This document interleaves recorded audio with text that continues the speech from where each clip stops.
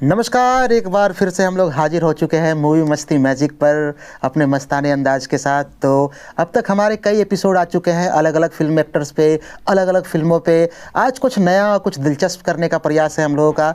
आज हम लोग यूट्यूब के कुछ क्रिएटर्स पे बातें करेंगे, खास करके अमित भड़ाना साहब पे तो हम लोग बात करेंगे ही करेंगे। साथ ही फिल्मों के कुछ रिव्यूअर्स पे भी बात किए जाएंगे कि कौन से रिव्यूअर हमें पसंद है, कौन से क्रिएटर हमें पसंद है, हम लोग किन क्रिएटर्स को फॉलो करते हैं। तो इस विषय में बहुत दिलचस्प बातें होंगी। तो फिर जुड़े रहिए हमारे साथ मूवी मस्ती मैजिक पे। अगर आप इस चैनल पर नए हों तो इसको सब्सक्राइब करना ना भूलें। सब्सक्राइब करके बेल पे ऑल का बटन दबाना भी ना भूलेंगे ताकि आपको नोटिफिकेशन समय से मिल सके। तो फिर चलिए सत्य विजय भाई के पास चलते हैं और जानते हैं कि भाई आपका फेवरेट यूट्यूबर कौन सा है। सत्य विजय भाई, फेवरेट यूट्यूबर तो देखो अलग अलग है, मतलब कैटेगरी वाइज। किस कैटेगरी में? अच्छा, मूवी रिव्यूअर की या रोस्टिंग वाली या अलग तो टाइप आप से? सब आपको आप एक एक करके सब हमें बताएं, हमें और दर्शकों को बताएं कि कैटेगरी वाइज आपको कौन कौन से, किस कैटेगरी में कौन से क्रिएटर पसंद है। साथ ही साथ ये भी बताएं कि आप आप किस तरह का कंटेंट देखना पसंद करते हो यूट्यूब पर। मुझे देखो कॉमेडी और हल्का जो फनी टाइप का कंटेंट है या रोस्टिंग टाइप की जो है वो काफ़ी पसंद है।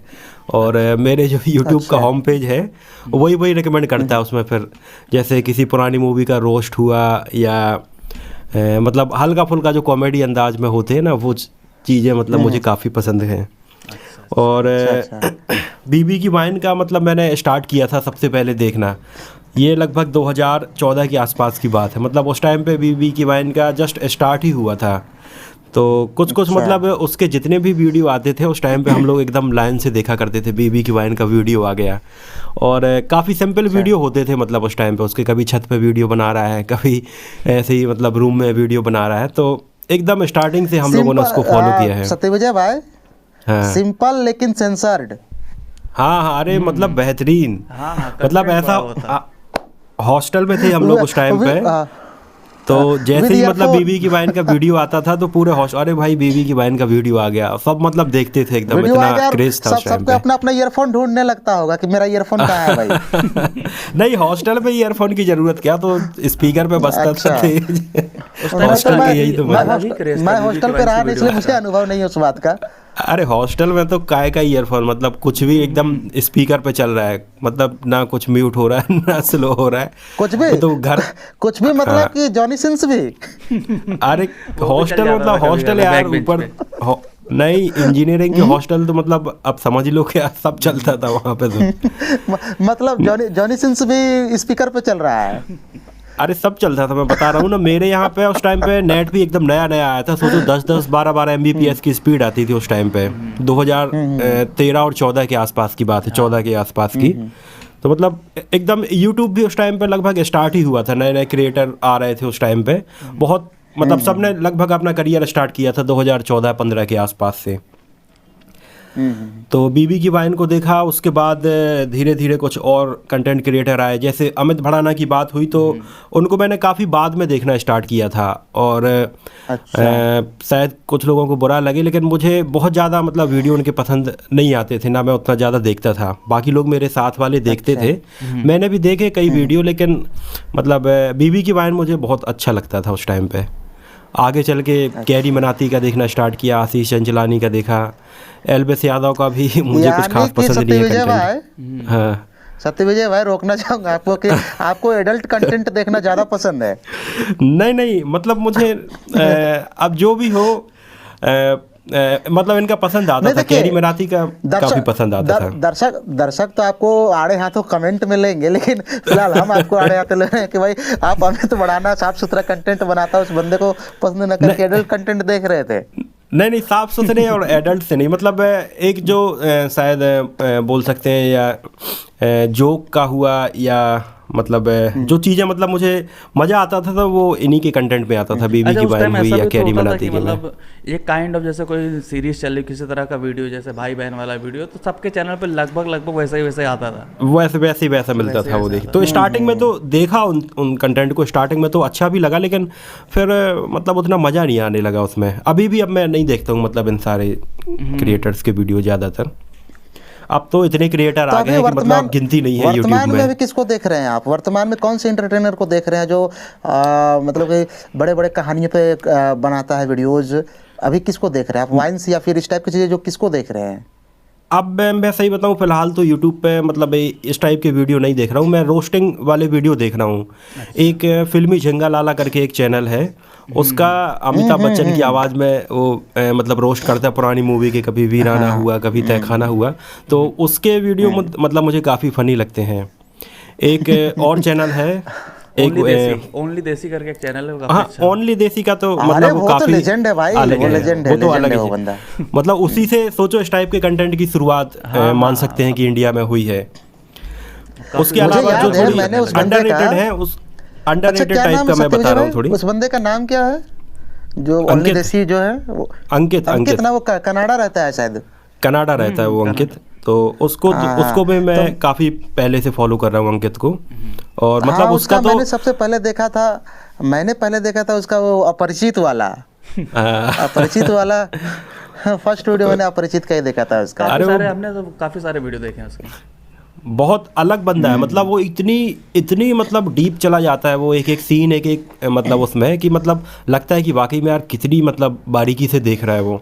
नहीं देखिए उसका वो सब चीज़ें तो बहुत पसंद नहीं, लेकिन उसका जो नरेशन स्टाइल है ना, नरेट जो करता है, हिंदी और इंग्लिश का कॉम्बिनेशन जो है, और वो जो उस पर स्किल्ड जो वॉइस स्किल्ड है और वो चीज़ें जो है ना वो स्पेशल है उसमें। नहीं तो ये जो फिल्मों को रोस्ट करने का काम तो कोई भी कर सकता है, आवाज में ही ह्यूमर है, लेकिन जो उसकी जो स्क्रिप्टिंग है और जो उसका नरेशन है वो ज़बरदस्त है। ये वो सबसे प्लस पॉइंट है, और आज तक यूट्यूब में इसलिए वो टिका हुआ कोई बीट नहीं कर पा रहा है। नहीं तो बहुत सारे बंदे आ रहे हैं रोस्टिंग करने के लिए, जैसे कि आपने का जिक्र किया फिल्मी झिंगा लाला का, लेकिन उसके 10% भी ये बंदा नहीं टिकेगा, 10% भी नहीं। सही बात है, क्योंकि वो इंडिया रहता भी नहीं है, वो कनाडा में रहता है वहीं पे। हाँ वो जो है ना अंकित का जो क्लास है वो एक इलिट क्लास का, और झिंगा लाला जो है वो एक मास दर्शकों के लिए है। हाँ ये सब मतलब उसी से इंस्पायर्ड है। एक चैनल का नाम नहीं आ रहा है, कुछ फिल्मी करके कुछ है, एक द क्वार्टर टिकट शो करके एक है, वो लड़की बनाती है, वो बंगाल की है, पता नहीं कहाँ की है, कोलकाता की है। उसका भी मतलब ह्यूमर काफ़ी सही रहता है, वो पुरानी मूवीज़ का रिविजिट करती है, रोस्ट टाइप का बनाती है वो। तो उसका भी मतलब मैं कभी कभी जैसे खाना खाते टाइम का मैं सीन बता रहा हूँ, जब भी देखता हूँ तो या तो मतलब ऐसे ही किसी चैनल का वीडियो लगा लेता हूँ और खाना खाते टाइम पे देखता हूँ उसको। फिर खाना खाते समय मैं वो देख रहा था, लेकिन खाना खाते हुए नहीं देखना चाहिए। आप लोग शक्तिमान का छोटी छोटी मगर मोटी बातें नहीं देखे हैं? अरे वो तो भैया बहुत देखा है, मेरा विश्वास उठ गया है। अरे यार मतलब सोचो मेरा शक्तिमान विश्वास उठ गया है, पूरा चाइल्डहुड खराब हो रहा है अब, मतलब यूट्यूब पे जो माहौल चल रहा है। कमेंट में कहता है कि इस अंकल ने, एक कमेंट पढ़ कहता है इस अंकल ने मेरा बचपन बर्बाद किया है। बहुत सारे कमेंट उसी तरह कह रहे हैं। लेकिन मुकेश खन्ना को मतलब कोई ऐसा समझाने वाला मिलना चाहिए कि मतलब आज के ज़माने के हिसाब से थोड़ी आगे बढ़ा जाए। मतलब आज का अब जमाना वो नहीं रहा, 90s का अलग था। पितामह और शक्तिमान को पकड़ के बस पूरा कैरियर ही चला रहे जैसे। अब बाहर नहीं निकल पाए वो, कुछ इस तरह से बोल रहे थे तो अच्छा लग रहा था। अब तो भाई ऐसा लगता है ये लड़का अपना आंतरिक मुख देख दो अपने आप को लेकर एकदम, कि हाँ बस हम ही हम हैं।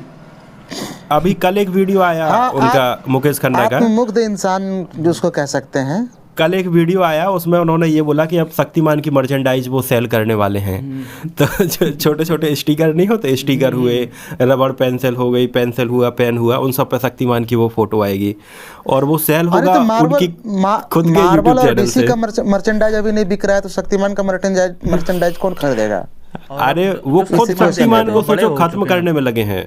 मुकेश खन्ना मतलब शक्तिमान को खुद खत्म करने में लगे हुए हैं, ऐसा लगने लगा है अब। बीच में अभी जो 20 मिनट काउंटर जो उनका जो प्रेस कॉन्फ्रेंस हुआ था उसमें तो देखो तो उसमें मतलब कितना इतने मीम बने उसके ऊपर, बनते रहेंगे वो।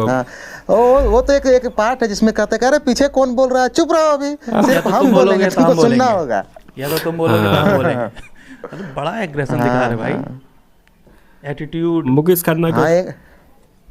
Angry old man. नहीं शक्तिमान देखो उस टाइम पे मतलब मुझे बहुत ज़्यादा पसंद था। मुझे याद है कि जब रविवार को आता था 12 बजे तो 1 घंटा पहले से मतलब हम लोग बिल्कुल तैयारी लगा के बैठ जाते थे। और जब मेरा जो बचपन है वो मतलब एकदम उसी टाइम पे था जब शक्तिमान बच्चों के बीच में बहुत ज़्यादा पॉपुलर था। और संडे को मेरे यहाँ बाजार भी लगता था, तो पूरा दिन के लिए आप पूरा दिन इंतजार करते थे। स्कूल का छुट्टी पहले तो शनिवार को भी आता था ना 9:30 बजे सुबह को। रविवार का को याद है, स्कूल नहीं 12 जाया बजे से करते थे। रविवार को आता था। और मतलब वो शनिवार लोग को हम, अच्छा, शनिवार को जूनियर जी आया करता था। हाँ जूनियर जी आया, फिर आर्यमान आया आगे। आर्यमान नहीं देखा मैंने, आर्यमान मतलब आर्यमान मैंने कनेक्ट पूरा नहीं कर देखा पाया। था। आर्यमान मैंने पूरा देखा था। आर्यमान से उतना मैं कनेक्ट कर नहीं पाया, तो फिर उसके बाद फिर धीरे अच्छा, धीरे ये धीरे सारे सोर्स तो मतलब मैंने देखने ही रामोदर बंद भाई कर दिया देखे, था। लेकिन मुझे अभी जो कल या परसों में जो देखने का मन हो रहा था कि मैं इसको रिविजिट करूं, वो है भारत एक खोज। ऐसे कहीं देख रहे थे कि मतलब मालगुडी डेज, भारत एक खोज, तो भारत एक खोज जो है नाम से बड़ा मुझे इंटरेस्टिंग लग रहा था, तो ऐसा लगा कि अभी इसको यूट्यूब पर देखूंगा कैसे दिन, भारत एक खोज। तो आपने देखा है, कैसा देख लगा था सकते आपको? हो। मुझे बहुत याद नहीं है, क्योंकि उस वक्त जिस वक्त ये आ रहा था उस वक्त हम लोग बहुत छोटे छोटे थे और बहुत ज़्यादा इंटरेस्ट नहीं लेते थे। आज अभी गौर करने वाली बात है कि अभी की डेट में हम लोग क्रिकेट मैच पे आंखें गड़ाए रहते, एकदम डूब जाते हैं मैच पे। और उस वक्त कभी संडे को मैच आ जाता था ना, तो जितना हम लोग गाली देते थे क्रिकेटर लोग को कि साले तुम लोग आए क्यों हो भाई, अभी शक्तिमान देने का समय था और इतना बुरा लगता था उस समय। लेकिन तो वही है कि हाँ, टाइम टू टाइम इंटरेस्ट बदलता रहता है। तो अभी देखा जा सकता है भारत एक खोज देखा जा अच्छा, सकता है। और रामोदर भाई और कौन कौन से मतलब आप देखते थे उस टाइम पे, जो आपके बचपन में आते थे टीवी पे सीरियल, शक्तिमान के अलावा? नहीं, टीवी मैंने बचपन में टीवी बहुत कम देखा है, लेकिन मैंने बचपन में रेडियो बहुत सुना है। रेडियो मेरा बहुत ज़्यादा फेवरेट था, और ख़ास करके विविध भारती तो मैंने बहुत सुना है। मेरे बाबूजी ने एक 7 क्लास में मुझे रेडियो दिलवाया था, अपने क्लास में फर्स्ट आने के एवज पे, या फिर सेकंड आया होगा, याद नहीं एग्जैक्ट मुझे, लेकिन अच्छे रिजल्ट पे मुझे रेडियो दिलवाया था उन्होंने। और उस रेडियो से मैंने विविध भारती सुनना शुरू किया। उस वक्त मेरे फेवरेट एंकर्स बहुत सारे थे, और कुछ लोग अभी मुझे कहते हैं कि आपकी वॉइस में रेडियो वाली टच है। फिर मैं शक्तिमान मुकेश खन्ना नहीं हूँ भाई, मुझे नहीं कहना कि मैं आत्ममुग्ध इंसान हूँ। तो लोग कहते हैं कि भाई आपके वॉइस में एक रेडियो वाला टच है, रेडियो वाला फील है, एक रेट्रो फील है। तो वो वहीं से आया जहाँ पे मैं कमल शर्मा, काफ़ी लेजेंडरी रेडियो अनाउंसर थे, राजेंद्र त्रिपाठी, यूनुस खान, ममता सिंह, मतलब सारे लेजेंड लोग थे, उन लोगों को मैंने सुना है। तो और रेडियो का कुछ, रेडियो में एक प्रोग्राम आता था सत्य विजय भाई, मैं अभी बताऊं, ये आता था शाम के 4 बजे आता था, बाइस्कोप की बातें, जो हम लोग अभी ट्रिविया वगैरह बताते हैं ना, जैसे हम लोग किसी फिल्म को ट्रिविया बताते हैं, तो रेडियो पे वो ऑलमोस्ट यही प्रोग्राम था। और इससे ज़्यादा इंटरटेनिंग था। क्यों था? कि उनके पास कॉपीराइट का कोई इशू नहीं था, तो वो गाने एकदम दबा के पेलते थे, गाने पूरा गाना रहता था, फिल्मों के डायलॉग्स रहते थे, और पूरे 1 घंटे का प्रोग्राम होता था। पिटारा में आता था वो, बाइस्कोप की बात है, और बड़ा मज़ा लगता था। एक सैटरडे को प्रोग्राम, सैटरडे क्या बोल रहे हैं? मैंने वो तो नहीं देखा, लेकिन उस समय नीलेश मिश्रा का आता था ना, पुरानी जीन्स करके आता था। नहीं सर, नीलेश मिश्रा का तो अभी भी आता है भाई, मतलब मेरे अभी आना स्टार्ट हुआ था। यादव का एडिट बॉक्स जो था, हाँ वो तो बहुत बाद में आया, 2017-18 में सुना मैंने नीलेश मिश्रा को। ये पुरानी जीन्स करके का आता था, मुझे अच्छे से याद। जब मैं स्कूल डेज में था तो मैंने जिद करके एफएम लिया था, बोला था, मतलब बहुत जिद किया था, तब मुझे एफएम मिला था। 7th-8th की बात है, जब मैं क्लास में था। उस समय एफएम नया नया आया था, इमरान हाशमी की मूवी द ट्रेन वगैरह उस समय काफ़ी नई नई थी, तो उसी गाने एफएम पर आया करते थे। तो उस समय इस तरह के शोज काफ़ी आते थे एफएम पर रात में।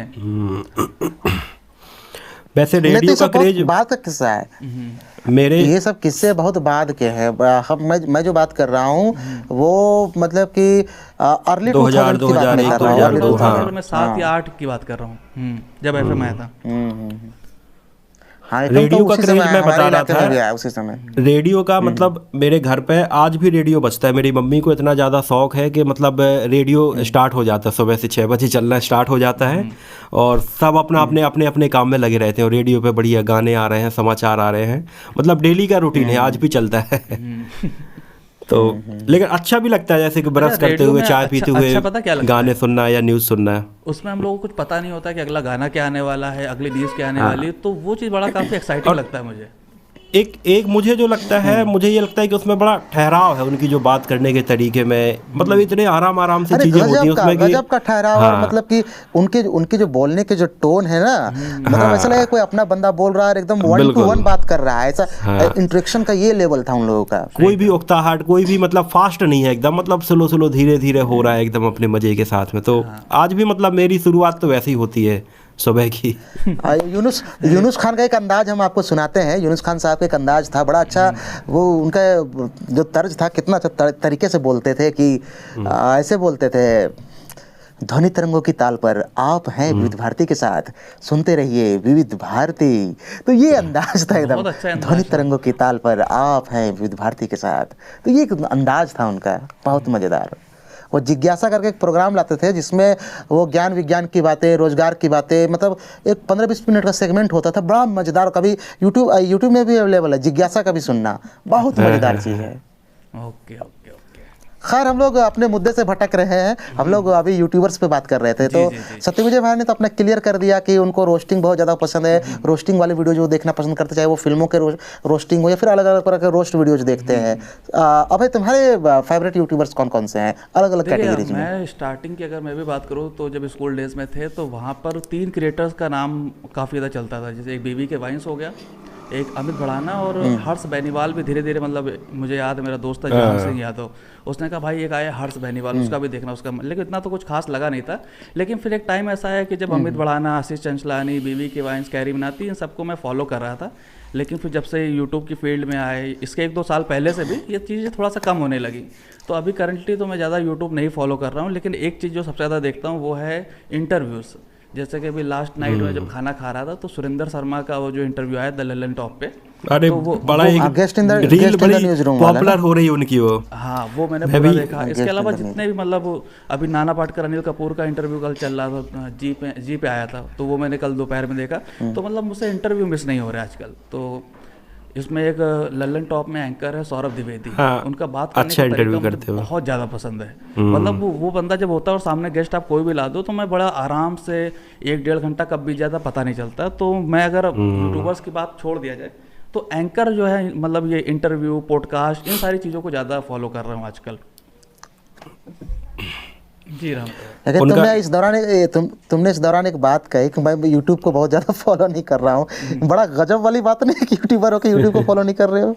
नहीं, मतलब इस तरह की कंटेंट, मेरा कहने का मतलब ये जो वीडियो बनते नहीं, अमित भड़ाना, आशीष चंचलानी, हर्ष बेनीवाल, इनके वीडियोस को उतना फॉलो नहीं कर रहा हूँ। बीच बीच में कैरी मिनाती का जैसे लास्टली मैंने वीडियो देखा था, वो जो पैरोडी वाला आया था वो देख लिया था, वो काफ़ी काफ़ी ट्रेंड में चल रहा था, मिस्टर बीस्ट वाला ना। हाँ, तो इस तरह से वीडियो कुछ देख लेते हैं। बाकी चैनल्स को सब्सक्राइब भी नहीं कर रखा है मैंने। हाँ, तो ऐसा चल रहा है। बाकी रिव्यूअर्स को फॉलो करते हैं। रिव्यूअर्स, अच्छा, रिव्यूअर में किसका देखते हो, किसका मतलब तुम्हें लगता है कि ये काफी ट्रस्ट वाला रिव्यू करते हैं? साहिल चंदेल का पसंद है, पलट तेरा ध्यान किधर के जो हैं उनके, मतलब तो अच्छा, तो साहिल चंदेल जी से बात हुई थी, उनसे व्हाट्सएप पे हमने बातचीत करा था कि भाई हमारे साथ कभी पॉडकास्ट में आओ, तो उन्होंने तो मना कर दिया। हालांकि उन्होंने साफ साफ इनकार नहीं किया। उन्होंने कहा कि भाई मैं बहुत अच्छा ऑरेटर नहीं हूँ, बहुत अच्छा नैरेट नहीं कर पाता, बहुत अच्छा नहीं बोल पाता, लेकिन मुझे लगता है कि वो हमें टाल रहे थे। तो साहिल चंदेल भाई अगर देख रहे होंगे ये वीडियो तो आप हमारे साथ एक पॉडकास्ट कर लें, मज़ा आएगा। तो पहला मेरे लिए साहिल चंदेल हो गए। दूसरा एक चैनल है क्रेजी फॉर मूवी, उसके वीडियोस मुझे काफ़ी अच्छे लगते हैं। और मैं आपको बताऊँ, इस फील्ड में जैसे हूँ, ठीक है, तो मेरे पास अच्छा वो क्रेजी फॉर मूवीज वही बंदा ना जो चश्मा पहनता है, तो गुजरात का है, गुजरात के शायद वलसाड का है, पता नहीं क्या नाम, क्या उनका, सैंडी या संदीप ऐसे कुछ है, संदीप करके शायद। अच्छा। हाँ, वो साउथ वगैरह का ज़्यादा रिव्यूज करते, साउथ मूवीज के ना। हाँ, साउथ से स्टार्ट किया था उन्होंने चैनल अपना। मैं अच्छा रिव्यू करते हैं, मतलब मैं भी देखता हूँ उनका कभी-कभी। प्लस अभी तक मतलब मैंने जितने क्रिएटर को फॉलो कर रहा हूँ तो कहीं ना कहीं पता चल जाता है कि देखो इसमें ऐसा है। उनके रिव्यू मैंने आज तक ये पाया नहीं कि ये बाइस्ड हो रहा है या फिर ये पेड है, मतलब इस तरह की चीज़ें मैंने आज तक फिलहाल नहीं पाई। बाकी कहीं ना कहीं सबको मैं थोड़ा थोड़ा जान लेता हूँ। तो है वो 2 चैनल मुझे काफ़ी अच्छे लगते हैं। आपको सत्यविजय भाई? मैं क्रेजी फॉर मूवी का तो देखते ही देखता हूँ, और एक जेमी पंत का देखता हूँ, काफ़ी मतलब मुझे सही लगता है। और सोशल चैनल पे भी एक आता है वो विशाल करके एक बंदा है, वो भी मतलब एक सिनेमैटिक रिव्यू टाइप का करता है वो, अच्छा तो उसका भी मतलब मुझे अच्छा लगता है। और काफ़ी मतलब ऐसा समझ में नहीं आता कि ये बाइस्ड है, मतलब काफ़ी ऑनेस्ट रिव्यू लगता है, जो काफ़ी जैसे मेरा ओपिनियन होता है लगभग उसका भी सिमिलर होता है, तो उसका भी मैं काफ़ी फॉलो करता हूँ रिव्यू। तो बाकी तो रोस्टिंग के लिए या फनी उसके लिए तो मैं KRK का और मतलब सूरज कुमार रिव्यू का, शान प्रसर का, इन सब के देखता हूँ, लेकिन उतना सीरियसली मैं लेता नहीं हूँ इनके रिव्यू को कि इनने किसी मूवी का अच्छा रिव्यू किया है या बुरा किया है। तो क्या है, ये रिव्यू से ज़्यादा एक रोस्टिंग टाइप के चैनल है, मतलब किसी भी मूवी का रोस्ट करना या एक्टर का रोस्ट करना, ये ज़्यादा है इनके चैनल में। मुझे अच्छे से याद है एक शो आता था, मतलब आज मैं अपने बड़ा ही सोचता हूँ कि यार अचानक इसी फील्ड में आ गए। पहले मुझे याद है जब मैं बचपन में था, छोटा था जब, तो जी बिजनेस पर एक शो आता था, कोमल नाहता का रिव्यू, और जूम पर आता था, नाम ओ से था, ओमकार या ऐसा कुछ था। तो इन दोनों के रिव्यू मैं बहुत फॉलो करता था, हर एक मूवी के देखता था। तो घर में काफ़ी डांट भी पड़ती थी, क्या देखा करते हो, समझ में नहीं आ रहा। लेकिन आज देखो लगभग उसी फील्ड में हम लोग हैं, तो काफ़ी इंटरेस्टिंग लगता है चीज़। कोमल नहाटा आगे चल के ईटीसी पे भी आने लगा था, मैंने बहुत फॉलो किया कोमल नहाटा को। और ख़ासकर से जब वो सिनेमा उनको संचालकों को फ़ोन करके पूछते ना, भाई और कैसी चल रही है मूवी, सुबह के शो के क्या हाल है, शाम के शो के क्या हाल है, तो मतलब बड़ा इंटरेस्ट आता था। जबकि दूर दूर तक कुछ भी लेना देना नहीं था। कई बार तो जैसे मूवी नई रिलीज होती भी थी तो देख भी नहीं पाते थे, लेकिन फिर भी मतलब उसके बिजनेस के बारे में कहाँ भाई कैसी चल रही है मूवी, पसंद आ रही है कि नहीं, मतलब काफ़ी मज़ा आता था इसमें। इस चीज़ को इंटरेस्ट बचपन से मेरे अंदर था। आपको बताऊँ, मैं क्लास 6 या 7 में था, तो उस समय 20 रुपये होना भी बड़ा मुश्किल होता था, लेकिन मैं 10-20 रुपये जोड़ के मैं कैसेट लेके आता था। आज की तारीख में कम से कम मेरे पास 5 से 6 हज़ार की कैसेटें हैं, कभी उसको दिखाया जाएगा कौन को। और पता है 2007, 8, 9, 10 एक भी सिंगल फिल्म ऐसी नहीं होगी जो उसमें हो ना। उस समय DVD भी आ गई, तो उसमें एक ही मूवी 20 रुपये किलो, उसमें 5 से 6 मूवीज़ मिलती थी। हैं हम मेरे साथ ये हुआ था 2012, 13, 14 इन 3 सालों में साउथ की मूवी मैंने बहुत देखी है। मतलब एक ऐसा एक क्रेज़ हो गया था कि 5 रुपए में एक मूवी मिलती थी साउथ की हिंदी डब्ड, तो पेन ड्राइव लेके जाते थे, 10 रुपए में 2 मूवी लाते थे। और साइबर कैफ़े वाले से दोस्ती हो गई थी, तो एक कपल का शो वो फ्री में डाल देता था उसमें। पूरी रात का सीन बन गया, सोचो। पूरी रात देखते थे, मतलब 2-3 महीने उस टाइम पे मैंने सबसे ज़्यादा साउथ की मूवी देखी, और वहीं से फिर इंटरेस्ट आ गया था साउथ की मूवी में। हर मूवी देखते थे उस टाइम पे। राम अवतार भाई, आपको कौन सा रिव्यूअर ऐसा लगता है जिसको आप देखते हो किसी मूवी के रिव्यू देखने के लिए? नहीं, आप साउथ का जिक्र किए तो रिव्यू वाला सेक्शन में बाद में आएंगे। साउथ का जो जिक्र किया ना कि पैसों की तंगी और साउथ की फिल्में, तो इस पे मैं कुछ एक किस्सा सुनाना चाहूँगा कि मैं क्लास 10th में था, और उस वक्त जो हमारा नियरेस्ट कस्बा था रामगढ़ करके था, शोले वाला नहीं, हमारा वाला राम अवतार का रामगढ़ है ना। तो जो राम अवतार का रामगढ़ था, तो इस रामगढ़ में हम लोग क्या करते थे कि नियरेस्ट जो कस्बा था, हम लोग वहाँ जाके किताबें खरीदा करते थे, टेक्स्ट बुक वगैरह जो इसके थे स्कूल के सिलेबस के थे। तो हम लोग प्रत्येक संडे को जाया करते थे बाई ट्रेन।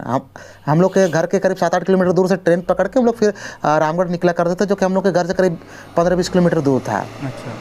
तो वहाँ बाय ट्रेन जाया करते थे, और वहाँ दिन भर अलग अलग बुक स्टॉल्स में जाकर किताबें वगैरह तलाशते थे कि कौन सी नई किताब लॉन्च हो। उस वक्त NCERT की किताब मिलना थोड़ा मुश्किल था, और वीकली रिलीज हुआ करते थे, या फिर 2-3 वीक में छप के आता था, या फिर स्टॉक मिलना बड़ा मुश्किल था।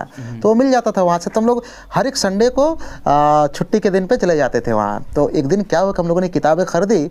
अब किताबें खरीद तो ली, अब जितना पैसा बचा, हमारे पास 20 रुपये बचे। 2 दोस्त थे, मैं और एक मेरे दोस्त हैं, शिबू महतो उनका नाम है। अभी वो मोबाइल वगैरह का बहुत अच्छे जानकार है, मोबाइल रिपेयरिंग वगैरह का, तो बहुत जीनियस है वो इलेक्ट्रॉनिक्स वगैरह के मामले में। तो मैं और शिबू दोनों सोचे कि चलो भाई एक फ़िल्म देख लेते हैं। हमारे एक टॉकीज है, राजीव पिक्चर पैलेस करके उसका नाम है। अभी तो रेनोवेट होकर थोड़ा सा अच्छा हो गया, उस वक्त इतना अच्छा नहीं था। तो वहाँ पे एक साउथ फिल्म लगी थी, और मुझे लगता है कि मेरा फर्स्ट एक्सपीरियंस था साउथ फिल्म देखने का। फिल्म का नाम था दिलेर, जो कि डब्ड थी, चिरंजीवी का था। गजब है, गजब। जिसमें वो वो डब्ड होके दिलेर करके आया था, और उसमें शायद विलन ये थे ना टीनू आनंद, ठीक है, जो कोई एक शिवलिंग टाइप का कुछ चोरी करता है वहाँ से, वो गुफा में जाके, है ना। तो ये स्टोरी थी। तो वो फिल्म हमने देखा वहाँ पे। अब संयोग क्या हो, हमारे पास 10-10 रुपये ही थे।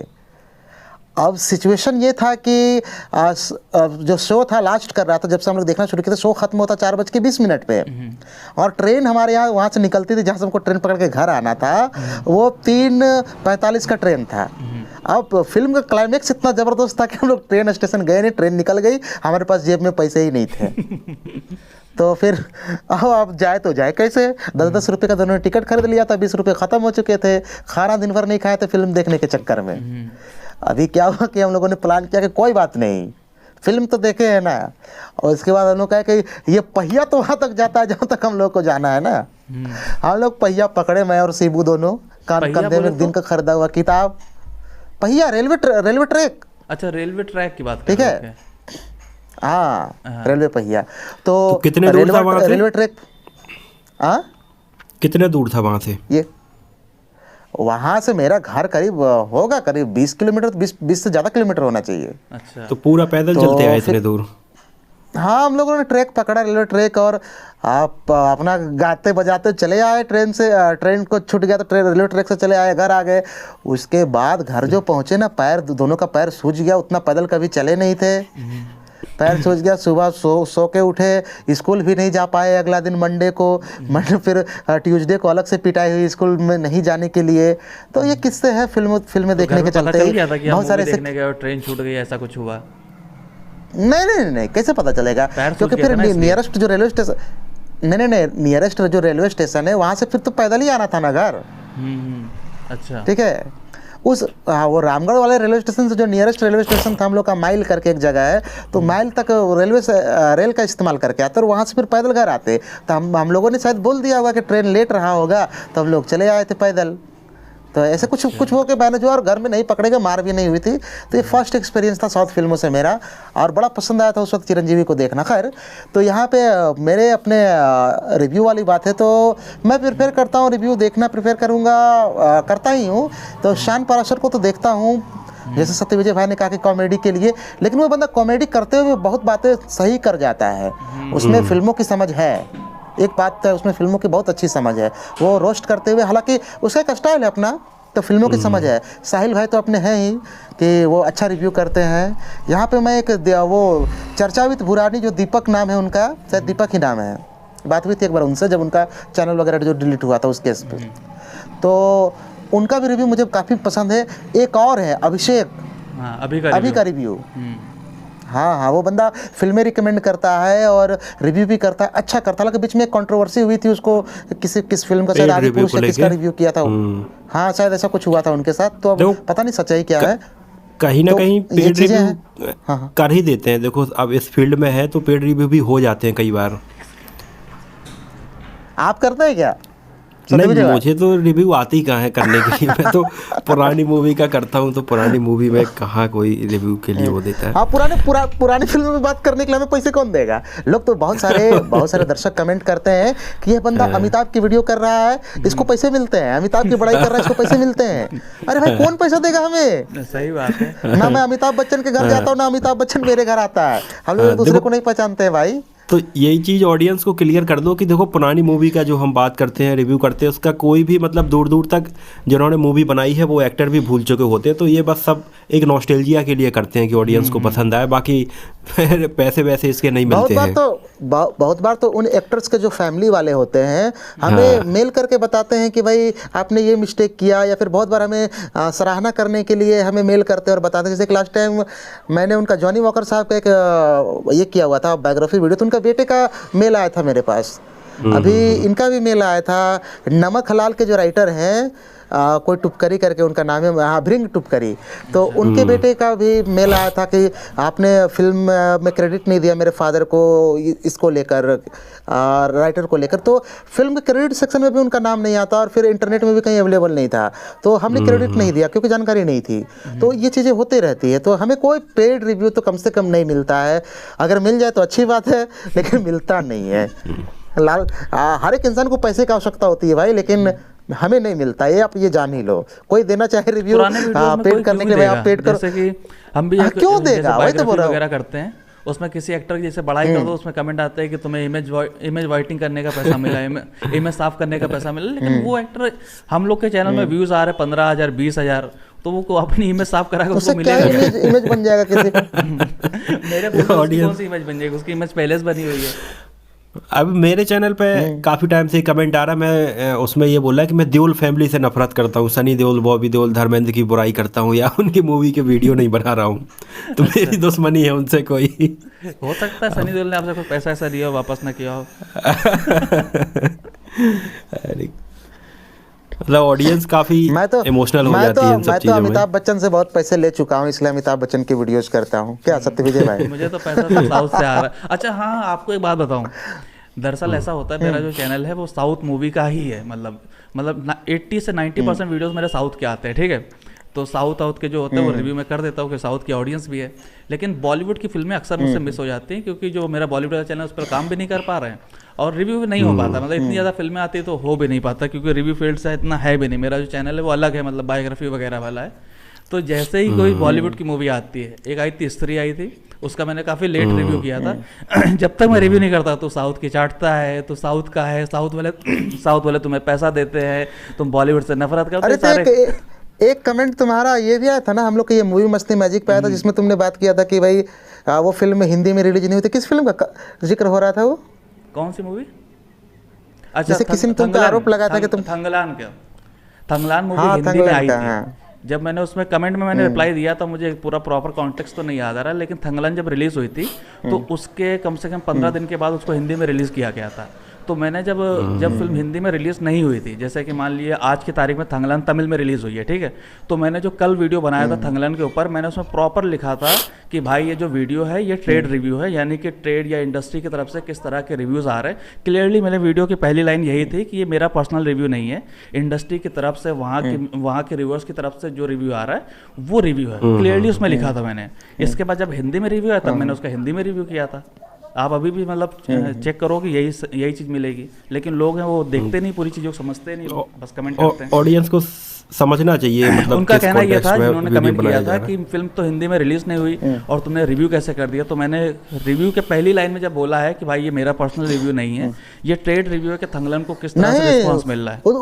अरे वो जो दर्शक है उसको पता नहीं है तुमको तमिल तेलुगु कन्नड़ सब आता है। ये तो मुझको भी नहीं पता है। तो ऐसा सीन हुआ था उसमें।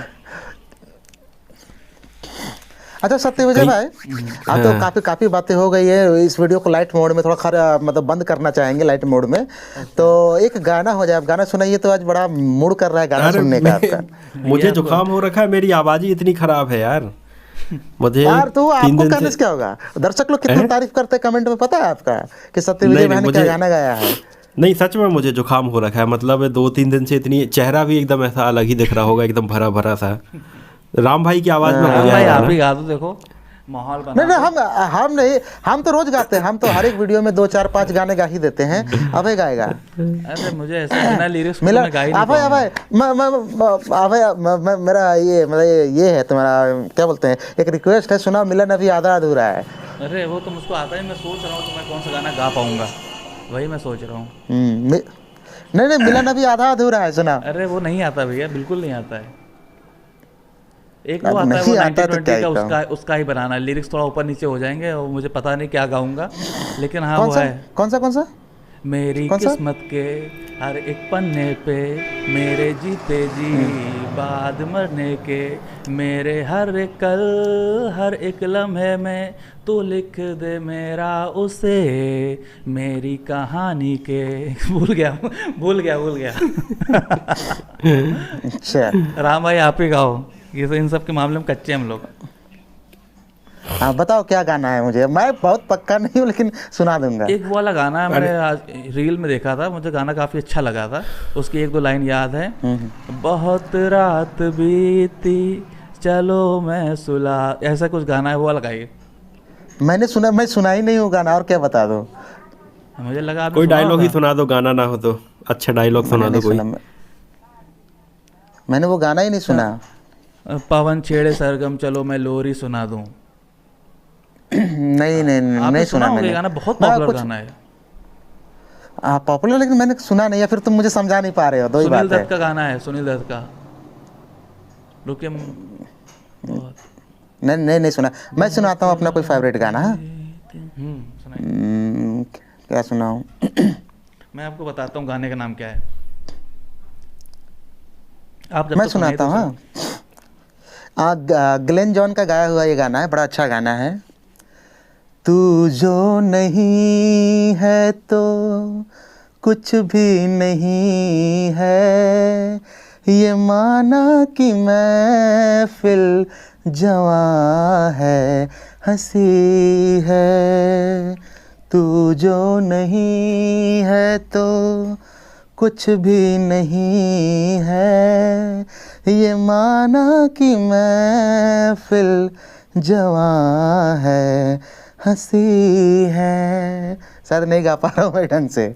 अच्छा गाया नहीं, आपने। राम अवतार ये गाना भाई मुझे की लेकिन वो आवाज जो गाना अच्छी है। मैं बोल रहा था वो है तुम ही मेरी मंदिर, वो उस गाने की बात कर तुम रहा ही मेरी मंजिल, तुम ही मेरी मंजिल, तुम ही तुम मेरी ही पूजा। देवता हो, ऐसे कुछ ना। हाँ, तुम ही मेरी मंदिर, तुम ही मेरी पूजा, तुम ही देवता, ऐसा ही है। हाँ, है ना, वो सुनील दत्त साहब का, और ये उसमें नूतन जी हैं, नूतन जी, अगर मैं तुम ही गलत नहीं मेरे हूँ तो। मंदिर, तुम ही मेरी पूजा, तुम ही देवता हो, ऐसे है। कोई मेरी आंखों से देखे तो समझे कि तुम मेरे क्या हो। अभी एक गाना मैं देख रहा था, संदीप रेड्डी वांगा ने शेयर किया था, जो एनिमल के डायरेक्टर है ना, मतलब उनका म्यूजिक सेंस बड़ा गजब का है बहुत यार। अच्छा है, बहुत मतलब अच्छा है।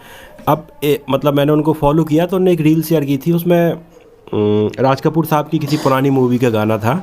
उसके बोल मतलब सुनना कुछ ऐसे थे, तुम अगर मुझको ना चाहो तो कोई बात नहीं, मतलब तुम अगर मुझको ना चाहो तो कोई बात नहीं, तुम किसी और को चाहोगी तो मुश्किल होगी। मतलब सोचो, हाँ, हाँ, सुना मैंने वो लिरिक्स गाना। तो देखो कितनी, हाँ मतलब गजब यार। मतलब बहुत पुराना गाना है, लेकिन मैंने पहली बार सुना था, मतलब उन्होंने जब रील शेयर एक की लाइन में थी। सुनाता हूँ सत्य विजय भाई, हाँ, कितना कितना मार्मिक लाइन है ये, सुनना। हाँ, मुझको खबर भी होने नहीं दी, किस मोड़ पर ला के दिल तूने तोड़ा।